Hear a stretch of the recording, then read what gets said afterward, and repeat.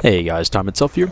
Now that we've had several months and many balancing patches with Black Ops 2, I thought I'd talk a little bit about the Pick 10 system and how I thought it turned out. It's always been obvious that the Pick 10 system is trying to steer you towards a fairly typical Call of Duty class, primary, maybe an attachment or two on it, 3 perks, 1 from each tier, lethal, couple tacticals, and then a secondary.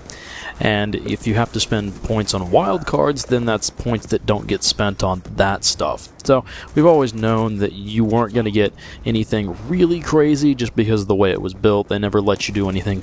Having 2 perks from the same tier would cost you 3 points instead of 2. At the same time, it did give you some more flexibility. Never before could you put 3 attachments on your primary weapon, or could you run 6 perks. Those are new options. So yes, it does add something new to the game. However, I think a lot of people have noted that it does have some drawbacks, and they've made some compromises in implementing the Pick 10 system. The first and most obvious issue is that everything is worth 1 point. So some people might say primary weapons should cost more than 1 point because they're good, but I think right now as it stands, it encourages you to use a primary weapon, and that's a good thing.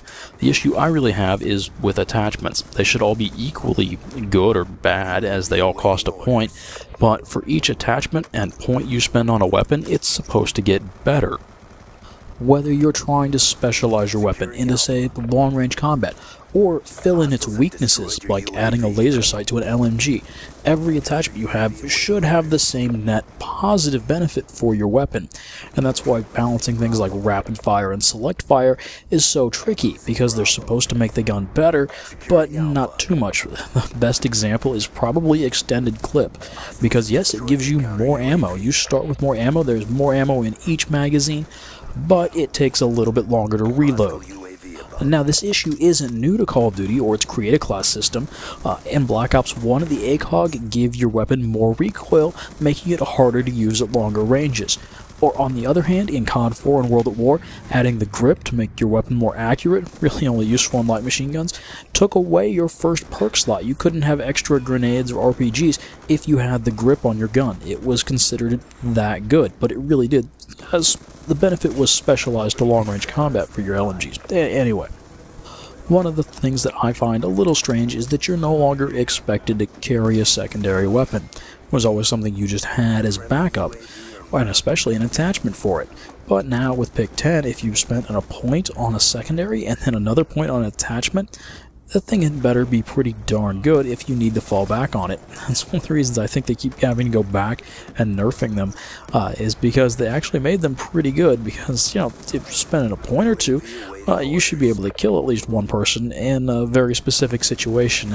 People figured out how to mix and match that into their classes to make them more well-rounded, and now the pro players are complaining about how secondaries are too good. I don't know.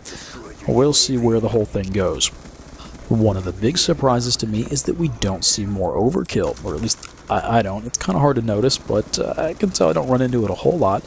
And that's because you could run a secondary, and then that'd be a point, and then put another point into its attachment, or you could spend a point on the overkill wildcard, take another primary, and yeah, you'd have to worry about the slightly slower swap time, but you'd have a whole lot more ammo to work with it. A lot of the secondaries don't have a lot of ammo. I got used to having like 6 magazines for my MP9 and Modern Warfare 3, more ammo for my secondary than my primary, and well, Black Ops 2 has straightened that out a little bit. One thing that Treyarch likes to do, and we saw this in World at War with their gas and flares, and then the perks to counter those specifically, or the flamethrower, they had that too.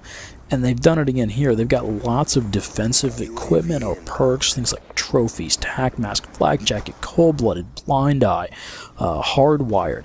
And all of that is very metagame. It depends on your opponents trying to do something, and then you having that stuff on your class already there to deal with it. And yeah, you can switch to a class, you know, if you figure out what's going on. If you have a class with that counter perk or equipment on it, you can switch and deal with it.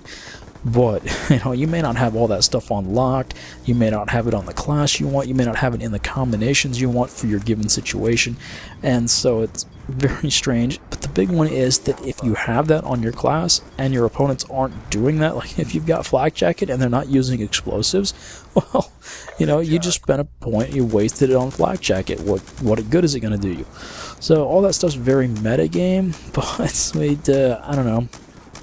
It seems very odd in how you have to spend points on that stuff and it may or may not be useful to you.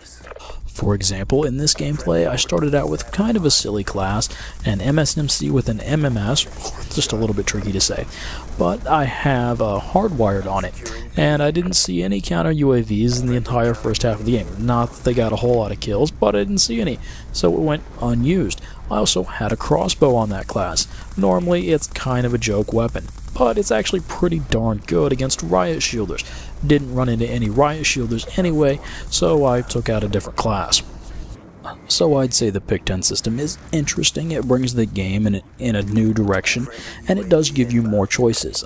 But in a lot of ways, it still runs into the same issue that a lot of the choices aren't really that good. For example, in Call of Duty 4, there were 3-second perks that mattered.